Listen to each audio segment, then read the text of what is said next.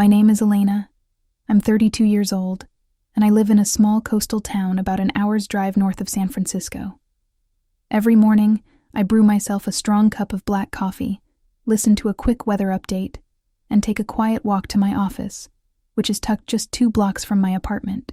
I'm the co-founder of a biotech startup focused on chronic disease diagnostics, a role that sounds more exciting on paper than it does in most conversations. People either think I'm running clinical trials or assume I just push paperwork and sit in labs all day. Neither is true, but I've stopped trying to explain. My family never really got what I do. Maybe they didn't want to. To them, I've always been the odd one out, the youngest, the quiet one, the girl who never wore mascara, dressed like a grad student on laundry day, and disappeared into her laptop like it was some alternate universe. I was just different. Rachel, my older sister, was the golden one, 3 years older than me, effortlessly graceful, always camera ready. She has this soft magnetic presence that makes people feel like they've known her for years even if they just met. My mom used to say Rachel had that timeless kind of beauty, while I was just practical. Whatever that meant. In every family photo, I'm the one standing a little too far from the center, trying not to blink under the flash. At Thanksgiving dinners, relatives would swarm Rachel like bees to sugar. "Rachel, you look stunning. What's your skincare routine? Rachel, your boyfriend's a pilot? Wow." And me, if they remembered I existed, it was a mumbled, "Elena, yeah, she's doing something with science." That's how they saw me, a footnote in Rachel's perfect highlight reel. I used to tell myself it didn't matter, that if I just worked hard enough, stayed behind the curtain and kept things running, someday they'd see me. They'd be proud. Maybe they'd even ask about my work instead of assuming I was stuck in a cubicle somewhere filling out spreadsheets. But that moment never came. The spotlight never moved. They never knew I once stayed up 36 hours straight, resolving a logistics failure for a clinical trial shipment worth nearly $3 million. They never asked how it felt to launch a company from scratch with 2 friends from college and watch it grow to a team of 50. No one ever called to ask, "How are you holding up?" But they did call when the refrigerator broke or when the car needed repairs. And I always helped, quietly. Sometimes, when people ask me about my family, I just offer a neutral smile and say, "We're not that close." It's not that I'm hiding anything. It's just, there's nothing left to say. We haven't spoken in over 2 years. No calls, no birthdays. Just a silence that started as tension and hardened into absence. I used to believe that no matter how bad things got, family was the place you could always come back to. That even if you weren't the favorite, even if they didn't understand you, they were still yours. I held on to that belief like it was a lifeline, until the day it snapped. A day in late March, my mom's birthday was coming up, and like every year, I cleared my schedule to fly back and help out. Nothing extravagant, just tradition, just effort. But this time, when I called to offer, what I got in return was a quiet pause, a strange shift in my father's voice, and a sentence that cracked something in me I didn't know was breakable. "If possible, Elena, don't come home this year." I didn't respond right away. I stood there in my kitchen, one hand still gripping the mug of coffee that had long gone cold. My father's voice echoed through the quiet of my apartment, calm but final, like a door slowly closing. "Don't come home this year." I thought I'd misheard him. Maybe he was worried I was working too much. Maybe he didn't want to burden me. "It's okay, Dad," I said, trying to sound light. "I already booked the flight. I really want to be there." Another pause. Then his tone shifted, more direct this time, rehearsed almost.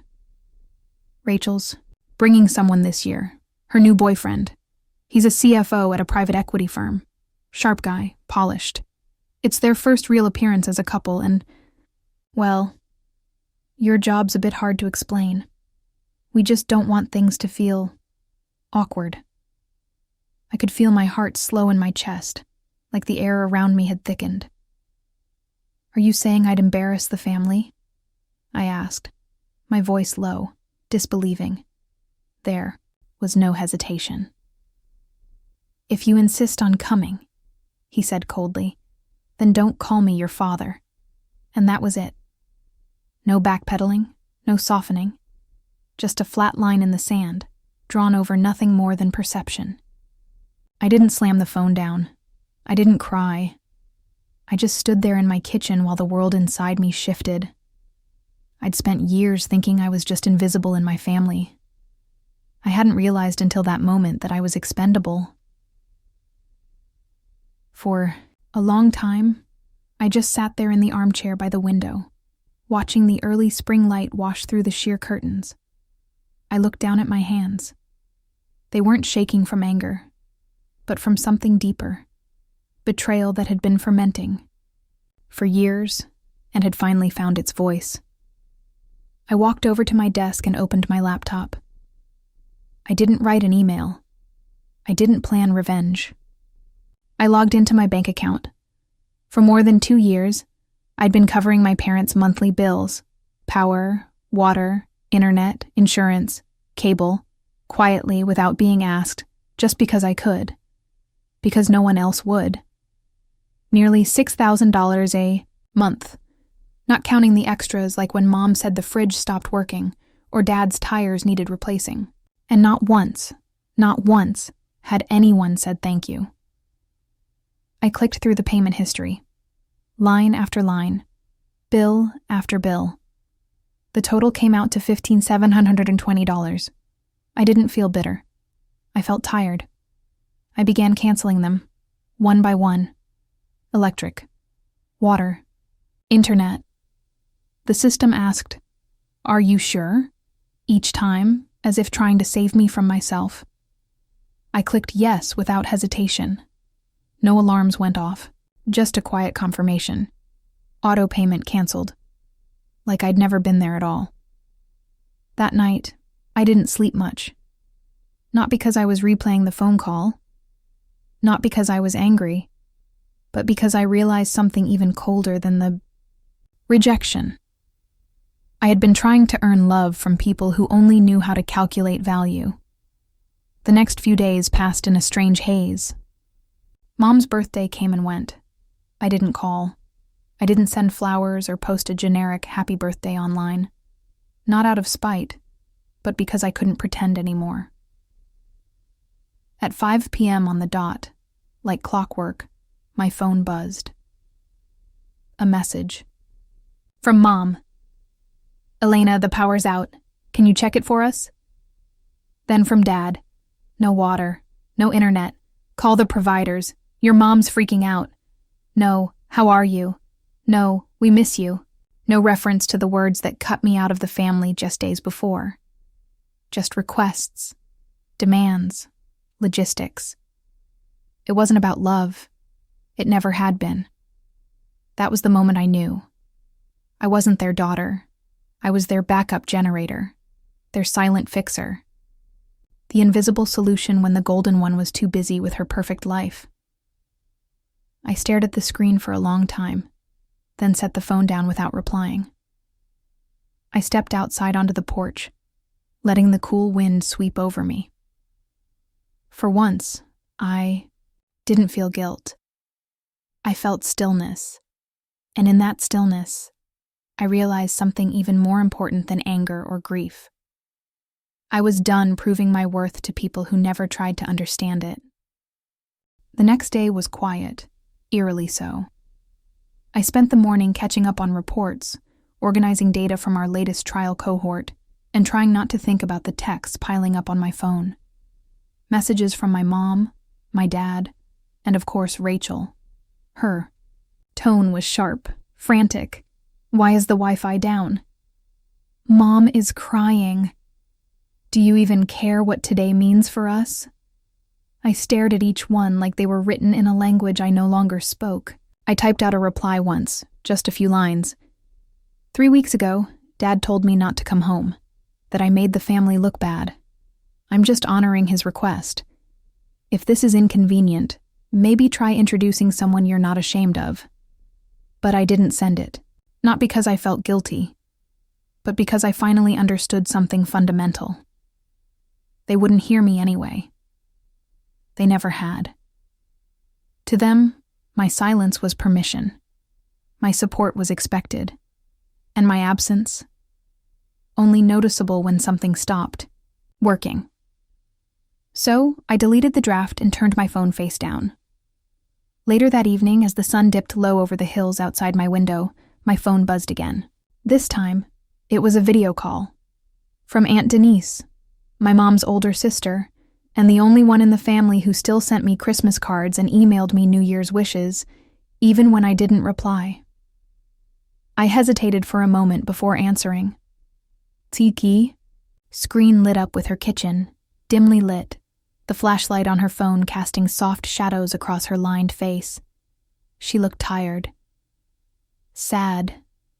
Elena, she said gently. Your mom is in a complete panic. The house is dark. People are arriving. No one knows what to do. I said nothing at first, just watched her through the screen. Then, calm but clear, I spoke.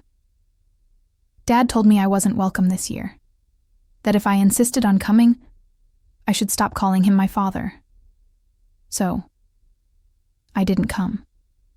And I stopped paying. Aunt Denise didn't flinch. She just sat there, blinking, slowly. She didn't rush to defend anyone, didn't feed me platitudes. She knew. And that silence, that rare, weighty silence, said more than any apology ever could. But the moment didn't last. In the background, I heard the sharp voice of, my mother. She's probably sulking. No one would be heartless enough to do this, unless they wanted to punish us. Then Rachel, panicked and breathless. Liam's almost here.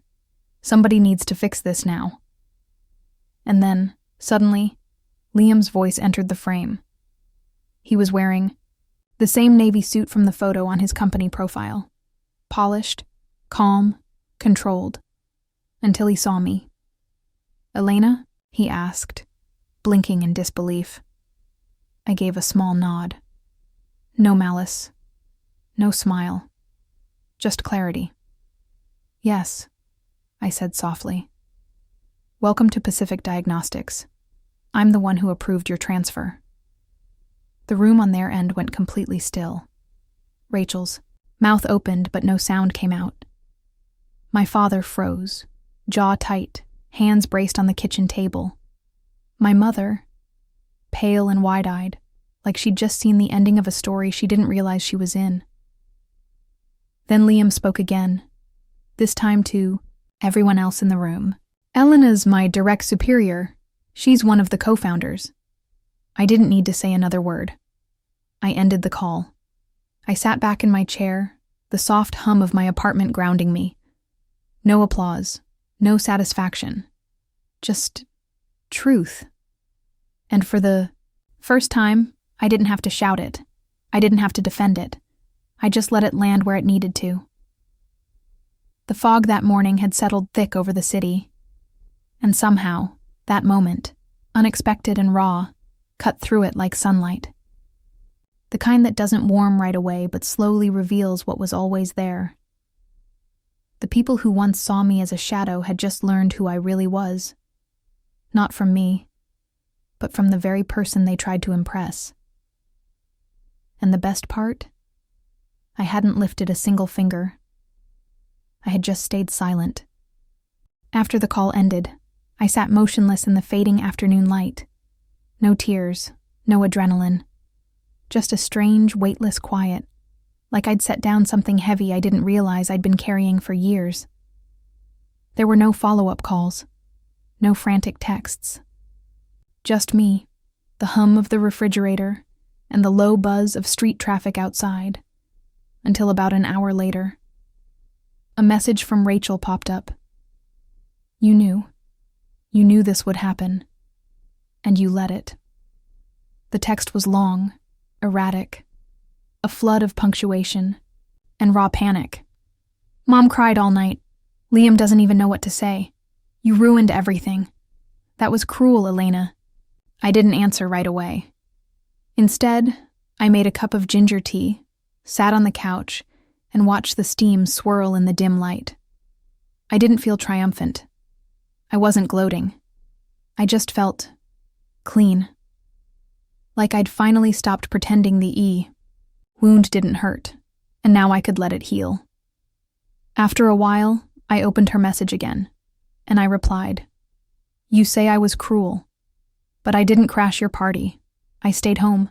I didn't tell Liam who I was. He figured it out. And if one simple truth was enough to ruin everything, maybe it wasn't built on much to begin with." I hit send. I wasn't expecting a response. But a few minutes later, my phone buzzed again, this time from my mom. Just one sentence. "I never expected you to choose this way to get back at the family." I stared at it for a long time. Back? Was that what she thought this was? I remembered standing in the kitchen, holding the phone when Dad told me not to come home. I remembered sitting at that same kitchen table for years, listening to conversations where my job was never mentioned, my presence never really needed. I remembered paying bills without question, never asked how I was, only if I could help out. I remembered birthdays I organized, groceries I had delivered, repairs I scheduled, all while being told with a smile that I wasn't the easiest one to introduce. This wasn't payback, it was clarity. Around 10 p.m., I got one more message, this time from Liam. "Elena, I'm sorry. I didn't know sooner. I respect you deeply for what you've built and how you carried yourself today. I've never felt more ashamed, but not because of you." I stared at the screen for a long moment, then began to type. "Liam, there's no need to apologize. Everyone is responsible for how they choose to see others. You saw what you were ready to see. And don't worry, this won't affect our work. But maybe now you understand. Sometimes, silence is the strongest thing we can choose." I sent the message, turned off the screen, and placed the phone face down on the table. Tomorrow, I'd still go to work, still review quarterly projections, meet with our research leads, and sign off on new protocols. The world would keep turning. But now it turned a little differently, because for the first time they knew who I was. Not the weird sister. Not the afterthought. Not the walking utility bill. They knew. And they had to sit with it. I didn't scream. I didn't break anything. I didn't write a tell-all. I just let the truth surface, and it spoke louder than I ever could. The next morning, sunlight poured through my office windows, soft and golden, warming the floor beneath my desk. It felt like the first quiet moment I'd earned in a long, long time. I turned on my computer. At the top of my inbox was a message from Liam. Subject: apology and goodbye. I clicked. "Elena, I can't stay in a relationship where basic respect doesn't exist. I ended things with Rachel. Thank you for showing me what real strength looks like, not through words, but through grace." I didn't smile. I didn't gloat. But somewhere deep inside, I felt something settle, like a thread that had been stretched too thin for too long had finally gone still. I read Liam's message twice. Not because I didn't believe it, but because for the first time in this entire unraveling, someone had seen everything clearly without needing an explanation. He didn't ask for forgiveness. He didn't excuse anyone's behavior. He just acknowledged the truth for what it was. And in that simple act, he gave back something I hadn't realized I'd lost. The validation I never got from my own family. I didn't respond. There was no need to. Not every truth requires a reply. Some are complete in their silence, But barely 2 hours later, another message popped up, this one from Rachel.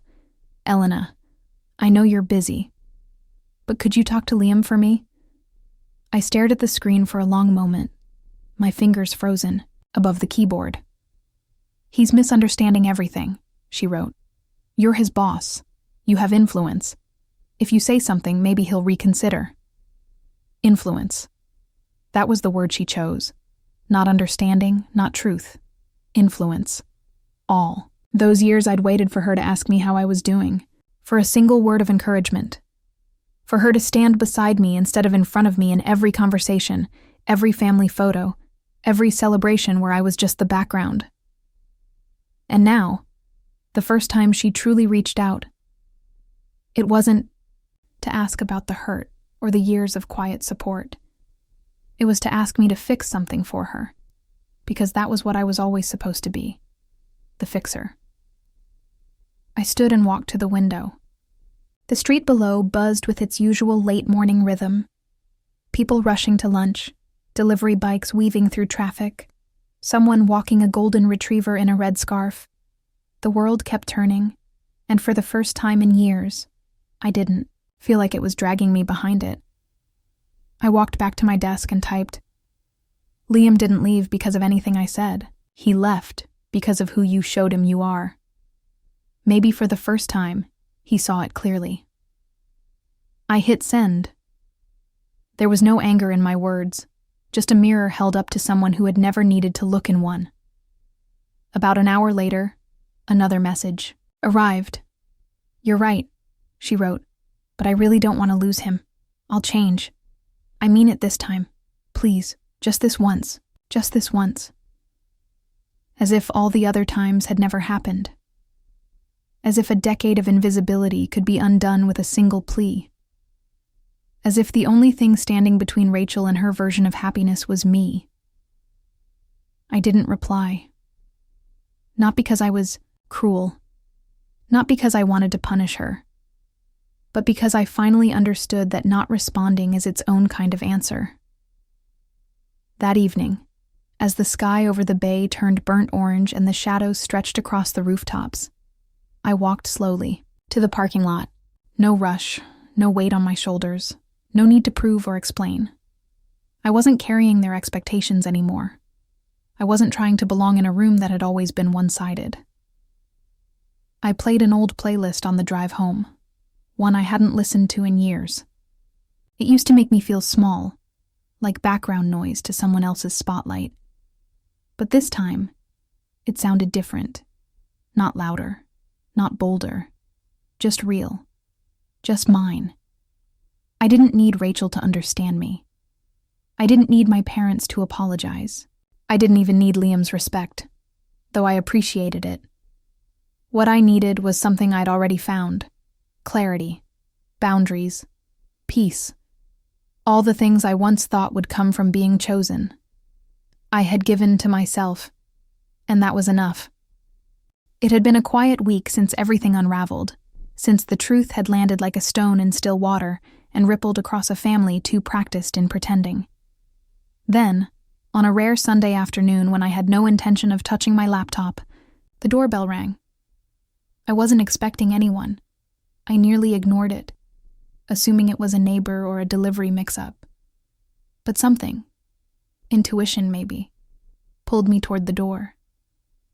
I glanced through the peephole and froze. My parents were standing at the gate. My mother clutched a small fabric bag. Her eyes looked tired, worn down by sleepless nights, and maybe too many words left unsaid. My father stood beside her, arms crossed, the same rigid posture I remembered from childhood. But his expression was different. Not quite angry, not quite regretful, just stripped of pride. I opened the door, saying nothing. "Hi, honey," my mother said softly. Her voice was raspy, like she'd just come off a long flight. "Can we come in?" "Just to talk." I stepped aside. No hugs, no small talk, no warm air of reunion, just silence stretching from the hallway to the living room. I poured 2 glasses of water and sat across from them, keeping the coffee table between us. My apartment looked exactly like it always had, minimal, clean, untouched by them. My dad cleared his throat. "About your mom's birthday," he began. I said some things I shouldn't have. I didn't speak. I just nodded, letting him carry the discomfort. He shifted in his seat, slower now. "Rachel's been a mess since the breakup, and your mom's been crying nonstop, so we thought it was time we all sat down, as a family." The word family hit like a distant echo. Still, I said nothing. Then came what I was waiting for. "Well," my mom said, reaching into the bag, "we've been thinking. You're stable now. Your job is doing well. If possible, we'd appreciate a monthly contribution. Just enough to cover some basic expenses, utilities, insurance, a bit toward retirement." She laid a printed document on the table, the number at the top, $2,000 a month. I looked up, $2,000 every month. My father jumped in before I could speak. "It's not much for someone in your position. You're successful, Elena. We're family." There it was again, that word. Not as a bond, but as a bargaining chip. I sat up straighter. "And Rachel?" I asked. "Will she be contributing her part?" My mom hesitated. "She's going through a lot after Liam. Work's been hard. We don't want to pressure her." I almost laughed. Not out of cruelty, just recognition. This was the same story, played in a new key. Rachel was always the one who couldn't be burdened. And I was the one who could shoulder anything. I leaned forward. "If Rachel agrees to contribute $1,000, and if you're serious about fairness, I want something in writing, a legal contract, that if I continue supporting you, and when the time comes, everything, including the house, goes to me." Silence. My father's face flushed, his jaw locked. Then, suddenly, he stood. "You're giving your own parents conditions? After everything we've done?" I met his eyes without blinking. "No, I'm giving boundaries. I've already paid nearly $16,000 over 2 years without anyone acknowledging it.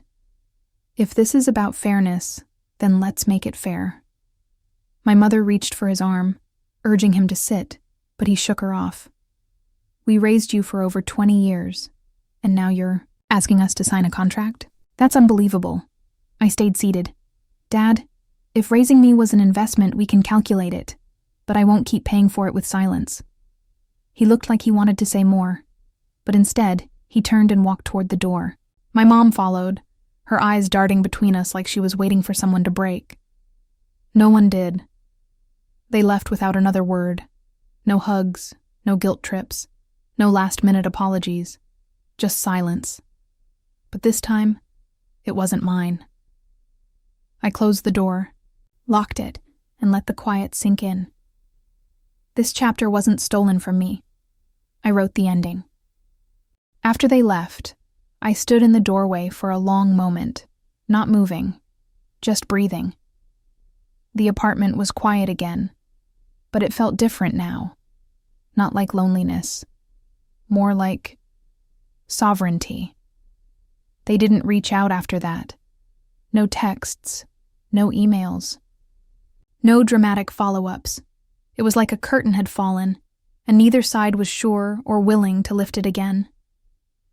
But I wasn't waiting anymore. The silence didn't scare me. It comforted me. Because this time it wasn't a punishment or a power play. It was mine. A silence I chose, a stillness I had earned. I went back to living. Mornings with coffee and focus, late-night meetings with investors, running trials, signing deals, coaching new hires.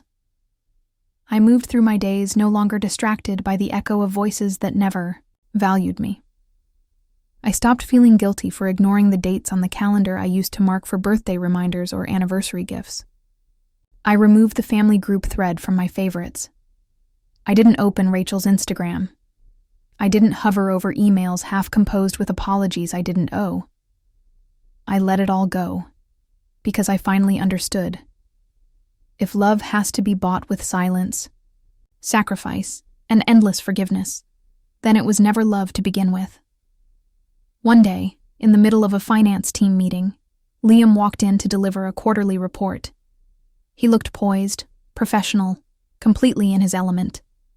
He nodded to me, addressed the group, and moved through the numbers with confidence and control. He never once mentioned Rachel. He never once hinted at the past. I appreciated that. It wasn't avoidance. It was respect. After the meeting, as we walked out of the conference room, he paused by my side. "I never said thank you," he said quietly, "for not making it personal, for giving me space to do the work." I nodded. "You earned it," I replied. "And besides, some things, when fully understood, don't need to be said." He gave a faint, grateful smile, and that was the last time we ever mentioned her name. That afternoon, it started to rain.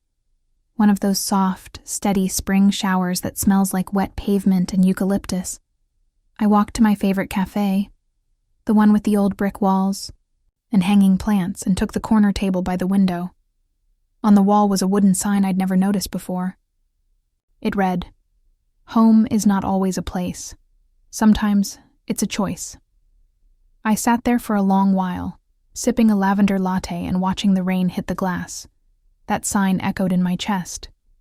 For so long, I thought home was a house filled with familiar voices, framed photos, and the illusion of belonging.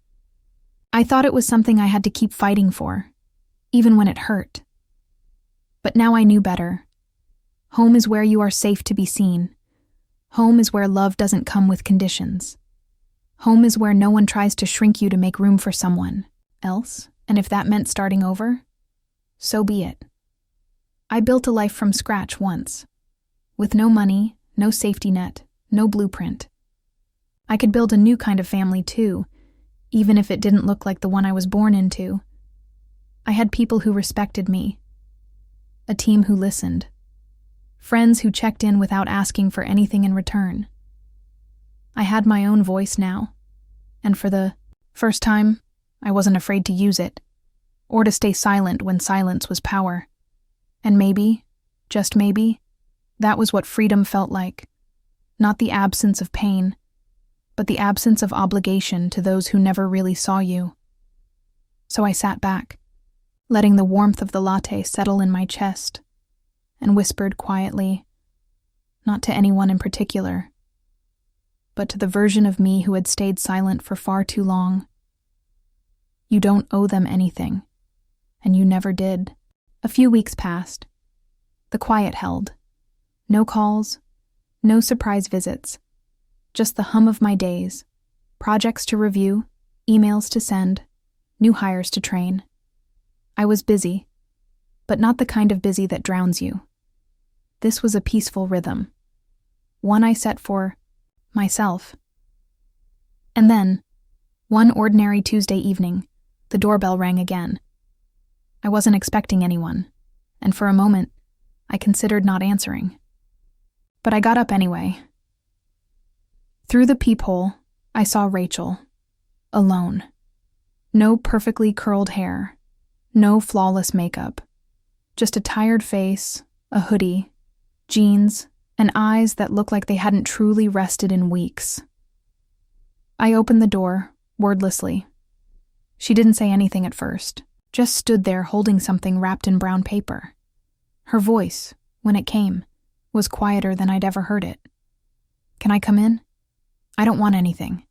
I just want to talk." I stepped aside. She walked in, sat on the same couch our parents had once stared at me from, and placed the wrapped item on the table between us. "I didn't know," she said. "I knew, but I didn't see it. You were always so capable. I thought you didn't care, or that you were just distant by choice." I didn't interrupt. I let her speak. After Liam left, I kept thinking he was the one who changed, that he'd suddenly stopped understanding me. But it wasn't sudden. He started seeing things I'd been too proud to admit, like how I expected people to bend around my comfort, how I mistook your silence for stubbornness instead of strength. She paused, brushing a strand of hair behind her ear. I read your message, the one you sent that day. I waited. And you were right. He didn't leave because of anything you said. He left because of me. Her voice cracked on that last word. She reached forward and unwrapped the paper. It was a photo, one I hadn't seen in years. The two of us as kids, sitting on the porch of our childhood home, popsicles in hand, our knees scraped from riding bikes all afternoon. You kept this? I asked quietly. She nodded. I found it when I was packing up my things. I'd forgotten how close we used to be. Before everything. I looked at the photo. I remembered that day. We'd raced down the street, laughing so hard we could barely breathe. There were no roles back then. No comparisons. Just two girls chasing summer. I don't expect anything from you, Rachel said. I'm not here to ask for money. Or to fix anything. I just wanted to say I'm sorry. For not defending you. For letting them treat you like you were less. For treating you like that too. Her voice was shaking now. I don't deserve a place in your life. But if there's one, someday, I'd be grateful. I didn't know what to say. Part of me had imagined this moment so many times. Rachel, finally seeing me, acknowledging the pain she had helped cause. But when it arrived, it didn't feel like victory. It felt human, real, vulnerable, unscripted. I reached for the photo and held it gently in my hands. I'm not angry anymore, I said. But I'm also not rushing to forget everything. She nodded, eyes glassy but steady. I wouldn't expect you to. We sat in silence for a while. Not the tense kind. The kind that holds space for change. When she left, she didn't ask for a hug. She just gave a small, sincere smile and said, "Thank you for letting me speak." I nodded. After the door closed, behind her, I sat down and stared at the photo again. Two little girls, untouched by expectations. Before shame, before judgment, before everything that came between us. And now, maybe, just maybe, there was space to rebuild. Not by rewinding, but by starting fresh, from a place of truth. The house was quiet after Rachel left. Not heavy like before, just still, like the air had finally exhaled after holding its breath for too long. I sat there a while longer, the photo resting in my lap. It felt lighter than it should have, considering the weight of everything it represented. Maybe that's what forgiveness feels like. Not forgetting, not excusing, but finally putting something down without needing to throw it away. Over the next few weeks, life resumed. Not rushed, not dramatic, just forward. I didn't tell anyone about Rachel's visit. I didn't need to. It wasn't a declaration, it was a beginning. One that didn't come with promises or conditions. Just an honest conversation and a quiet apology. And for now, that was enough. Then one Friday, I walked into the office a little earlier than usual, thinking I'd get a head start on some paperwork. The sun hadn't fully risen, but the light filtering through the blinds was golden and soft. A note was sitting on my desk, handwritten, no signature. Just a folded piece of cream cardstock. Inside, it read, "Thank you for showing me what quiet strength looks like, for proving that you don't need to raise your voice to be heard. I used to think power was loud, but now I know. It's steady. And you've been steady through everything. That's leadership. That's legacy." There was no name, but I didn't need one. I smiled, folded the card back up, and placed it in my drawer. Because something had shifted. Not just in my family, but in me. For years, I had let my kindness be taken as obligation, my silence as consent. I thought if I kept being useful, I would eventually be seen.